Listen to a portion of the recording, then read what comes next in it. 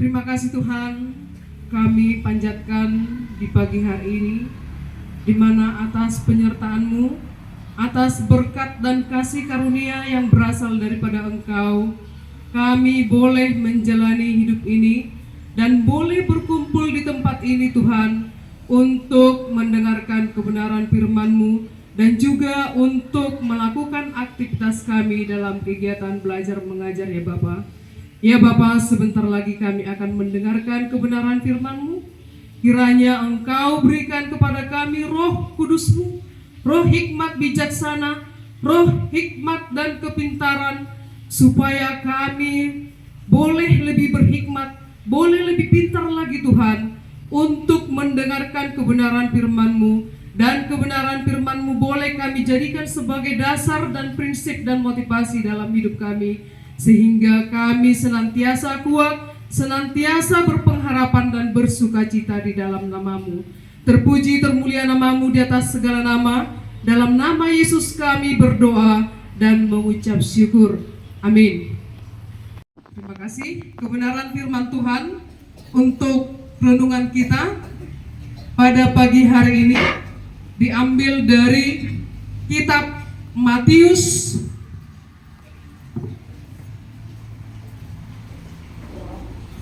Renungan kita di pagi hari ini diambil dari kitab Matius 10 ayatnya yang ke-16. Matius 10 ayatnya yang ke-16. Demikian firman Tuhan.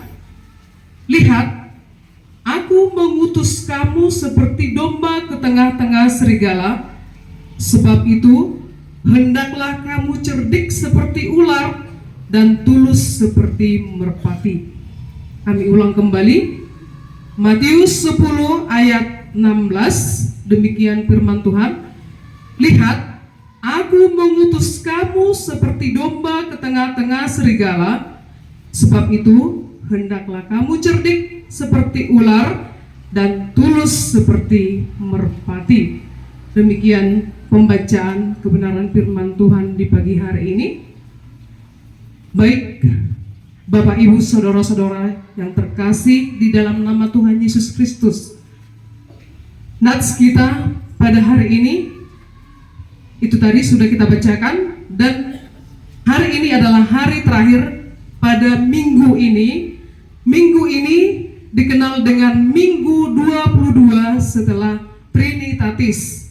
Di situ menggambarkan ketritunggalan dari Allah Bapa, Putra, dan Roh Kudus, dengan tema minggu kita dalam satu minggu ini adalah saling membangun dalam menantikan Tuhan, yang diambil tadi dari kitab Matius 10 ayat yang ke-16. Bapak, Ibu, Saudara-saudara yang terkasih di dalam nama Tuhan Yesus Kristus, nats ini memberikan suatu nasihat atau memberikan suatu ungkapan kepada kita semua, orang-orang yang sudah percaya kepada Tuhan Yesus. Dan kita juga sudah menganut agama Kristen. Kristen itu adalah pengikut Kristus. Dan setiap orang yang sudah mengikut Kristus itu sudah menjadi orang atau pelaku-pelaku dalam firman Tuhan. Dan juga kita adalah sebagai murid-murid Yesus, yang kita kenal bahwasannya murid-murid Yesus itu hanya 12 orang. Tetapi kita sebagai pengikut Kristus, kita sudah termasuk dalam murid-murid Yesus yang ke-13 dan sampai yang tak terhingga. Nah baik, sebelum kita mulai, Ibu mau bertanya dulu kepada anak didik kami. Apa yang kamu ketahui sebagai amanat agung Tuhan Yesus kepada murid-muridnya? Siapa yang bisa menjawab? Apa amanat agung Tuhan Yesus kepada murid-muridnya sebelum Tuhan Yesus terangkat ke surga? Siapa bisa menjawab? Jangan malu-malu. Ada yang bisa menjawab? Ada yang bisa menjawab? Apa amanat agung yang disampaikan Tuhan Yesus kepada ke-12 muridnya sebelum Tuhan Yesus terangkat ke surga? Siapa bisa menjawab? Tidak ada yang bisa menjawab? Tidak ada yang bisa menjawab? Iya.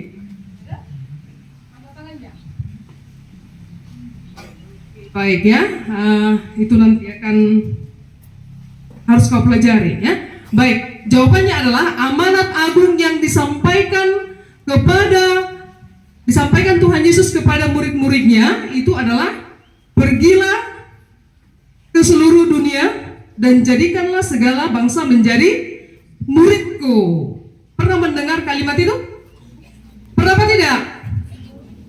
Nah Bu ya, tapi sudah hampir terlupakan ya. Itu ada di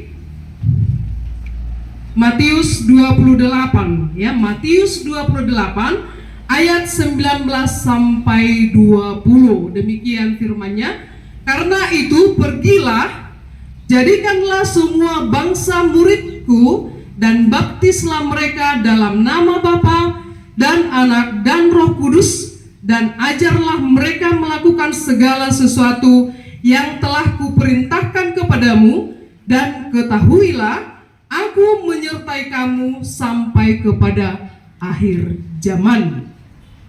Nah, bagaimana pula ini akhir zaman ya? Ini menarik ini kan? Iya, baik. Nah, sebelum ke sana, baik kita kembali ke teks kita tadi, yaitu Matius 10 ayatnya yang ke-16 yang menyatakan bahwasannya kita diutus oleh Tuhan sebagai atau seperti domba ke tengah-tengah serigala, dan kita diajak atau dinasihati supaya cerdik seperti ular dan tulus seperti merpati. Nah, ini ada 4 contoh hewan yang dipakai Tuhan Yesus sebagai perumpamaan atau nasihat kepada kita semua, supaya kita sebagai pengikut Kristus bisa menerapkan atau bisa menyampaikan atau bisa mewujudkan amanat agung dari Tuhan Yesus tadi ya. Nah, yang pertama tadi disebutkan domba ya. Tadi disebutkan domba. Semua mengenal domba? Iya. Semua mengenal serigala? Iya. Semua mengenal ular? Iya. Semua mengenal merpati? Iya, ya, terima kasih. Kita semua mengenalnya, dan bahkan karakter-karakter dari keempat hewan tersebut itu juga sudah kita ketahui ya. Nah, coba kita buat atau kita pahami dulu karakter dari keempat hewan tersebut. Tadi disebutkan domba ya. Domba itu adalah seekor hewan atau kawanan domba. Itu katanya merupakan kawanan domba, atau domba itu selalu beriring, berkumpul-kumpul kemanapun mereka pergi, selalu beriringan, dan mereka selalu dikawal oleh penggembalanya. Nah, domba ini merupakan hewan yang lemah. Kelemahannya boleh kita lihat pada saat tuannya atau pemiliknya mencukur bulunya sampai habis, dia tetap diam. Dia tidak membuat perlawanan, dia tidak melawan, dia tidak memberontak. Dia disayang-sayang. Ya, apapun yang hambatan rintangan yang ada di depan sana, dia hanya pasrah kepada keadaan. Itu karakter dari domba. Nah, karakter serigala. Serigala merupakan hewan yang buas, hewan pemangsa yang mencari-cari mangsanya, ya, mengejar-ngejar mangsanya sampai mati, sampai habis termakan. Itu adalah karakter dari serigala. Nah, demikian juga karakter ular. Ular adalah hewan yang bijaksana. Mungkin di Perjanjian Lama, hewan itu adalah hewan yang membuat manusia jatuh ke dalam dosa berdasarkan ceritanya ya kan? Tapi pada dasarnya yang membuat dia si Hawa itu berdosa adalah dirinya sendiri. Itu dia. Nah, hewan ular ini dalam penglihatan dan dalam pendengaran itu adalah kekurangannya. Dia kurang dalam penglihatan, dia kurang dalam pendengaran, tapi keunggulannya adalah lidahnya. Ya, lidahnya untuk mencari makanan juga lidahnya. Nah, contoh yang berikutnya yaitu merpati. Ya, merpati adalah seekor burung ya yang menjadi simbol dari turunnya Roh Kudus. Seekor merpati juga tidak memiliki empedu. Ya, jadi tidak ada kepahitan di dalam merpati tadi. Dia tulus, setia, taat, lemah lembut, dan juga itu lambang dari kesucian dan kekudusan. Nah, berarti apa yang mau kita ambil dari sana? Baik, kita kembali ke teks tadi, yaitu lihat, ya, Tuhan Yesus berkata kepada murid-muridnya, lihat, aku mengutus kamu seperti domba ke tengah-tengah serigala. Sebab itu hendaklah kamu cerdik seperti ular dan tulus seperti merpati. Nah, kita juga sekarang ini kita sudah menjadi murid-murid Yesus. Kita sudah diutus oleh Tuhan dalam kehidupan kita sekarang ini. Kita ditempatkan dalam hidup kita masing-masing. Nah, kita di sini dipakai Tuhan seperti domba tadi.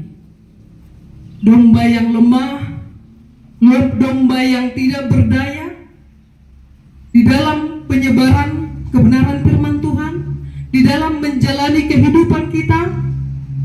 Tetapi Tuhan menyertai kita. Tuhan memberikan Roh Kudus-Nya kepada kita. Tuhan memberi kekuatan kepada kita untuk menjalani kehidupan kita. Nah, tadi disebutkan juga mengutus domba ke tengah-tengah serigala.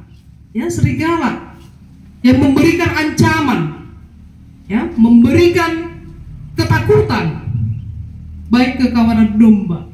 Nah, kita sekarang yang diutus seperti domba tadi yang tidak berdaya, yang berada dalam kelemahan dan serba kekurangan. Tapi Tuhan mau pakai kita di tengah-tengah kehidupan zaman sekarang. Seperti kita lihat bahwasannya kehidupan sekarang ini, bumi kita ini sudah memasuki kehancurannya. Bencana alam di mana-mana, banjir bandang seperti di daerah Sihotang sana. Banjir bandang juga di daerah Toba sana, dan juga banjir bandang, dan juga gempa bumi, dan juga tsunami, dan juga seperti yang kita ketahui 2 minggu yang lalu itu, ya, ada di daerah Simanindo sana, Malau sana, ada di situ kalau disebutkan api laos katanya, dan gempa bumi, dan masih banyak lagi fenomena-fenomena alam yang tidak bisa kita kendalikan sebagai manusia. Kita pasti mengalami ketakutan dengan berbagai-bagai bencana tersebut. Dan demikian juga, ya, tanda-tanda akhir zaman yang harus kita ketahui sebagai seorang Kristen, bahwasannya bangsa atau setiap bangsa-bangsa akan bangkit memerangi bangsa-bangsa yang lain. Nah, itu sudah kita lihat. Bangsa Israel berperang dengan bangsa Palestina. Dan juga di situ sekutu-sekutunya juga sudah mempersiapkan kekuatan-kekuatannya untuk melakukan atau untuk memenangkan peperangan. Dan bahkan akan diprediksi akan ada bom nuklir yang akan memusnahkan kehidupan di muka bumi ini. Nah, ini juga menjadi suatu ketakutan bagi kita umat manusia. Dan bahkan juga sakit penyakit yang kita tidak ketahui apa itu penyakitnya, Dan kita tidak tahu apa yang menyebabkan itu. Tapi yang pasti itu adalah buatan manusia, yang tujuannya juga untuk memusnahkan manusia dari muka bumi ini. Mereka itu ini ingin menentang kehendak dari Tuhan. Seperti sekarang sudah diciptakannya nyamuk buatan, ya. Pernah mendengar itu? Pernah mendengar? Bagus kalau sudah kamu mendengar. Bagi yang belum, coba diperdalam lagi informasinya, ya. Nyamuk buatan. Nah, ini juga ada dampaknya bagi manusia. Dan juga akan semakin banyak penyakit-penyakit yang baru yang kita tidak ketahui apa penyakit itu, dan juga tujuannya untuk memusnahkan manusia. Dan juga negara-negara yang ingin mewujudkan kekuasaannya. Nah, di sini dan bahkan banyak lagi, contohnya keegoisan yang semakin tinggi, ketidakpedulian dari manusia satu ke manusia yang lain tidak ada lagi, yang hanya asik dengan dunianya sendiri, kasih yang memulai memudar, kekacauan di mana-mana. Itu merupakan lambang-lambang dari serigala. Kita akan ada di dalamnya itu. Nah, bagaimana kita? Siapkah kita menerima semuanya itu? Sebagai seorang Kristen, kita harus siap. Kenapa? Karena Tuhan Yesus sudah memperlengkapi kita dengan Roh Kudus-Nya. Tuhan Yesus telah menguatkan kita dengan ajaran-ajaran dan nasihat-Nya. Nah, untuk menghadapi semuanya itu, Tuhan memberikan satu lagi ayat berikutnya di sini sebagai nasihat dan ajaran dan anjuran kepada kita, supaya kita cerdik seperti ular dan tulus seperti merpati. Nah, cerdik seperti ular katanya di sini berarti kita harus pintar bijaksana. Dan kita harus menggunakan lidah kita ini untuk menyampaikan kebenaran firman Tuhan. Menggunakan lidah kita ini untuk memberikan kebangunan-kebangunan rohani bagi orang-orang yang ada di sekitar kita. Jangan kita gunakan lidah kita ini untuk mengucapkan janji-janji yang tidak benar. Jangan kita gunakan lidah kita ini menggunakan kata-kata yang tidak benar. Jangan kita gunakan lidah kita ini untuk mengadakan perpecahan di antara kita. Jangan kita gunakan lidah kita ini untuk mengundang keributan. Tapi baiklah kita gunakan lidah kita ini untuk menyampaikan kebenaran firman Tuhan, memberikan kata-kata yang memotivasi dan membangun, dan memberikan pengharapan yang hidup kepada orang yang lemah. Mari kita kurangi tadi seperti dari gambaran ular, bahwasanya penglihatannya kurang, pendengarannya kurang. Mari kita kurangi telinga kita ini untuk mendengarkan kata-kata yang sumbang. Mari kita kurangi telinga kita ini mendengarkan kata-kata yang tidak benar. Mari kita kurangi telinga kita ini untuk mendengarkan kata-kata yang tidak berasal dari kebenaran firman Tuhan. Demikian juga mata kita, mari kita kurangi dari melihat kekurangan orang lain. Mari kita kurangi mata kita ini melihat hal-hal yang lemah dari seseorang, kita gunakan untuk menekan dia. Mari kita kurangi mata kita ini melihat atau merendahkan orang lain. Kita gunakanlah mata kita ini untuk melihat penderitaan-penderitaan orang lain, dan itu akan kita jadikan sebagai pemberian motivasi kekuatan bagi mereka yang lemah. Itu namanya disebutkan cerdik, bijaksana. Bahwasanya karakter ular juga itu perlu ibu tambahkan, bahwasanya ular itu akan selalu menghindari musuhnya, akan menghindari segala tindakan-tindakan yang membahayakan dirinya. Itu adalah karakter ular. Ya, itu juga boleh kita contoh. Mari kita isi hidup kita dengan kecerdikan, kebijaksanaan. Dengan cara apa?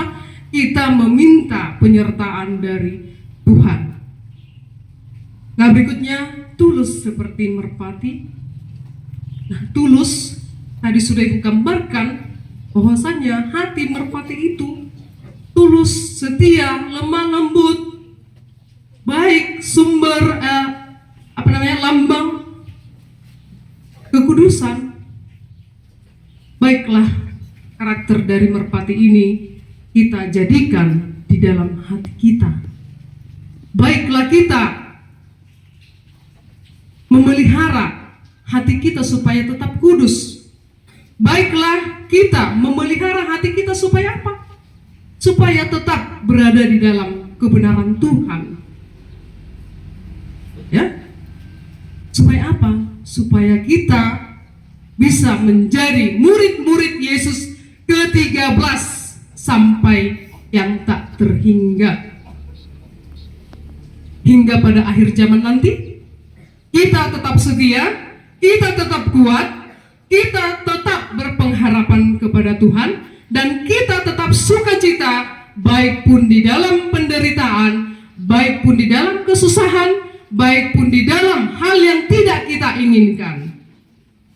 Boleh kita nanti tambahi pemahaman kita bahwasannya saat ini atau untuk ke hari-hari ke depan, penderitaan di muka bumi ini akan semakin bertambah.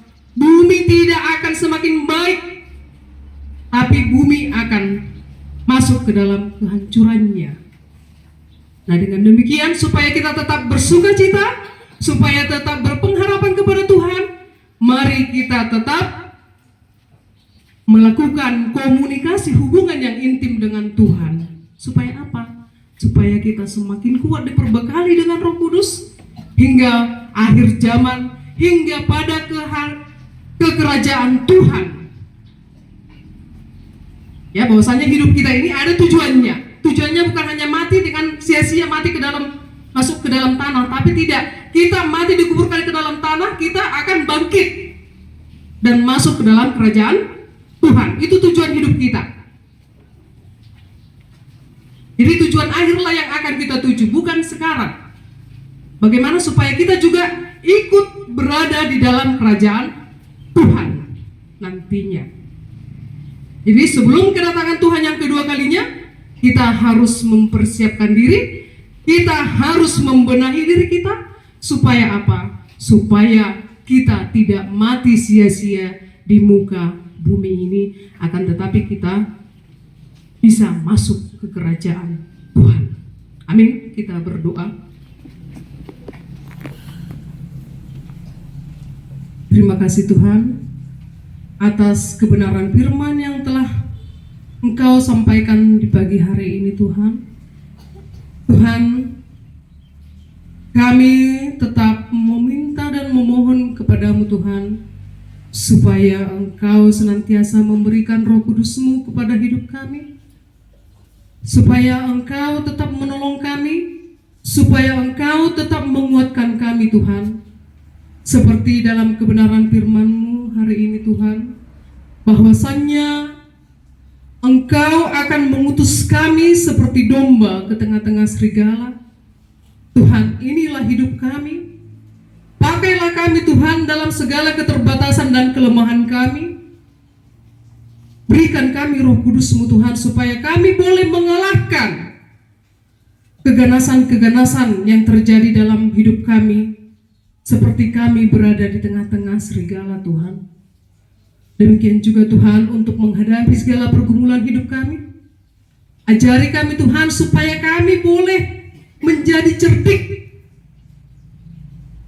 untuk menyikapi segala pergumulan kami, dan kami memiliki hati yang tulus seperti Roh Kudus-Mu ya Tuhan, sehingga kami semakin bersukacita, semakin berpengharapan hanya kepada Tuhan hingga pada hari Tuhan kelak Bapa. Bapa, pada hari ini juga Tuhan kami berdoa buat saudara-saudara kami yang mengalami bencana alam Tuhan, khususnya saudara-saudara kami yang ada di Sihotang Tuhan. Tuhan, Engkau Maha Tahu, Engkau mengizinkan semuanya itu terjadi Tuhan. Tapi biarlah dengan kejadian ini Tuhan, kami dan juga saudara-saudara kami lebih mendekatkan diri lagi hanya kepada Engkau. Jangan biarkan kami terlena dalam kedukaan kami. Jangan Kau biarkan kami masuk kepada keputusasaan dan penderitaan. Tetapi biarlah ya Tuhan, kami dan saudara-saudara kami boleh bangkit lagi dari penderitaan ini. Dan di balik penderitaan ini Tuhan, Tuhan pasti memelihara hidup mereka dan juga memberikan sukacita yang berlimpah yang berasal daripada Tuhan. Dan juga buat saudara-saudara kami yang berada di daerah lain yang mengalami bencana alam dan juga hal-hal yang serupa Tuhan, biarlah Tuhan yang menguatkan mereka. Biarlah Tuhan yang memberikan penghiburan mereka. Demikian juga Tuhan, kami berdoa buat bumi ini Tuhan. Peperangan yang terjadi antara beberapa negara Tuhan, kiranya damai sejahtera Tuhanlah yang menyertai mereka. Damai sejahtera Tuhan dan Roh Kudus Tuhanlah yang melampaui mereka, sehingga mereka boleh memberikan kedamaian di atas muka bumi ini Tuhan. Demikian juga kami Tuhan yang berada di tempat ini, pribadi lepas pribadi, pakai kami Tuhan sebagai murid-Mu, pakai kami Tuhan sebagai pelaku-pelaku firman Tuhan. Jangan biarkan kami hanya penonton dan pendengar ya Tuhan. Dan juga seperti yang sudah Engkau firmankan, biarlah itu menjadi motivasi bagi hidup kami untuk berbuat kebaikan dalam hidup ini Tuhan, supaya nama-Mu dipermuliakan dalam kehidupan ini dan di muka bumi ini. Tak lupa kami berdoa Tuhan buat siswa kami yang sudah selesai dalam lomba mata pelajaran, di mana Engkau telah memenangkan mereka Tuhan. Engkau memberikan hasil buat mereka Tuhan. Tuhan, kami senantiasa berdoa dan meminta kepada Engkau Tuhan, kiranya berilah mereka lebih lagi dalam kepintarannya. Berikan mereka kebijaksanaan Tuhan, supaya boleh mengembangkan kepintarannya untuk menghadapi masa-masa yang akan datang. Demikian juga Tuhan buat siswa kami yang belum beruntung Tuhan, biarlah ya Tuhan ini menjadi motivasi sebagai semangat bagi mereka supaya lebih bijak lagi menggunakan waktu dalam belajar, dan juga sebagai motivasi lebih giat lagi dalam belajar. Dan juga buat siswa kami yang ada di tempat ini secara keseluruhan Tuhan, kiranya Engkau berkati mereka Tuhan dengan kepintarannya, berkati mereka dengan kebijaksanaan, terlebih berkati mereka dengan Roh Kudus-Mu ya Tuhan, supaya mereka memiliki hidup yang pintar, berhikmat dan bijaksana, dan juga menjadi pribadi yang kudus dalam menghadapi kehidupan ini Tuhan. Demikian juga Tuhan masa-masa remaja mereka, biarlah Tuhan yang menuntun dan mengajari, supaya mereka senantiasa merindukan kebaikan, merindukan hidup yang kudus dan hidup yang berkualitas. Tak lupa kami juga berdoa buat ibu kepala sekolah kami Tuhan, kiranya Engkau berkati ibu tersebut dengan hikmat bijaksana yang berasal daripada Engkau, sehingga ibu tersebut boleh menjadi seorang pemimpin yang bisa memberikan keputusan yang seturut dengan kebenaran firman Tuhan, dan juga berikan kesehatan buat beliau. Terlebih Tuhan, kami juga berdoa buat Bapak Ibu guru serta staf, kiranya Engkau berkati juga kami Tuhan, pakai kami lebih lagi dalam menjalankan tugas kami. Segala kekurangan kami kiranya Engkau pakai lebih lagi untuk memuliakan nama-Mu. Demikian juga Tuhan, kami tak lupa berdoa buat pemerintahan Kabupaten Samosir, kiranya Engkau juga yang ikut serta dalam segala kebijakan-kebijakan yang mereka ambil, dan biarlah semua itu Tuhan hanya untuk memuliakan nama Tuhan. Terlebih Tuhan, kami juga berdoa buat pemilu untuk tahun depan Tuhan, biarlah tangan Tuhan yang bekerja di dalamnya, berikan kedamaian, ketentraman dan sukacita di dalam negara kami ini. Jauhkan dari perpecahan ya Bapa, supaya kemuliaan nama-Mu juga nyata di negara kami ini. Demikian juga tak lupa kami berdoa buat saudara-saudara kami yang dalam sakit penyakit Tuhan, Kiranya Engkau pulihkan mereka, kiranya Engkau berikan roh kesembuhan buat mereka, sehingga mereka juga boleh bersukacita dan senantiasa berpengharapan hanya kepada Engkau. Demikian juga Tuhan buat kami dan saudara-saudara kami yang berbeban berat, biarlah Tuhan campur tangan di dalamnya, biarlah Tuhan memberikan sukacita dan juga solusi buat segala pergumulannya, sehingga mereka juga boleh bersukacita. Demikian juga Tuhan, sebentar lagi kami akan melaksanakan aktivitas belajar mengajar di sekolah ini. Biarlah tangan Tuhan yang melampaui semua, Tuhan, biarlah tangan Tuhan yang bekerja dalam segala hal, dan semuanya itu akan membawa kebaikan dan kedamaian buat kami semua. Demikian juga ya Tuhan, segala dosa-dosa dan pelanggaran kami dalam hidup kami, biarlah Tuhan yang mengampuni, dan ajari kami Tuhan supaya kami memulai hidup yang kudus, mulai dari hari ini sampai selama-lamanya, hingga kedatangan Tuhan yang kedua kalinya. Terpuji termulia nama-Mu di atas segala nama. Dalam nama Yesus kami berdoa dan mengucap syukur. Amin.